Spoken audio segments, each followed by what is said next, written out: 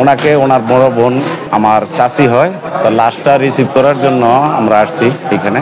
আমরা ওনার গ্রামের বাড়িতে দাপন কাফনের ব্যবস্থা করেছি। রাত্রে 10টায় পলাশ উপজেলা পারুলী উচ্চ বিদ্যালয়ের ফুটবল খেলার মাঠে অনুষ্ঠিত হইব জানাজা। আমরা খবরটা হয়তো আনুমানিক আর কি 12টায় আমরা পাইছি খবর। ওই যে বাড়ির মালিক আমাদের বাড়িতে গেছে আর কি, বাড়িতে যায়, বাড়িতে যাওয়ার পরে ওনার খোঁজখবর নেয় যে কারা আত্মীয় কারা কি। তো ওনার বড় বোনের সাথে কথা বলার পরে ওনার বড় বোন কান্নাকাটি করতেছে লাশটা নেওয়ার জন্য। তো ফিরোজা বেগম আমাদের সাথে আছে, হয়তো দেখছেন আপনারা, এই জন্য শেষ বিদায়ের দেওয়ার জন্য আসছে আর কি। আমরা শুনেছি যে ওনার 3:30টার দিকে উনি যেই বাসায় থাকতো সেই বাসার ভাড়াটিয়ারা 3:30টার দিকে তার বুকে ব্যথা অনুভব করে তারপর 5টার দিকে মনে হয় এখানে নিয়ে আসছে আর কি।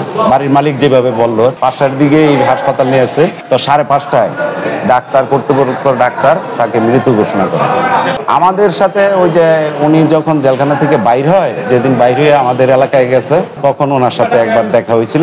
তারপরে আরো কয়েকবার দেখা হয়েছিল। উনি নিজে আইডি কার্ড করার জন্য আমাদের ইউনিয়ন চেয়ারম্যান মহোদয়ের কাছে গেছিল আইডি কার্ড করার জন্য। এবং আমি যেটুকু জানি যে উনি আমাদের লোকাল পলাশের ইউনো ছিল, এসিলেন্ট ছিল, ওনাদের কাছে একটু জমি চাইছিল যে একটা বাড়ি করার জন্য।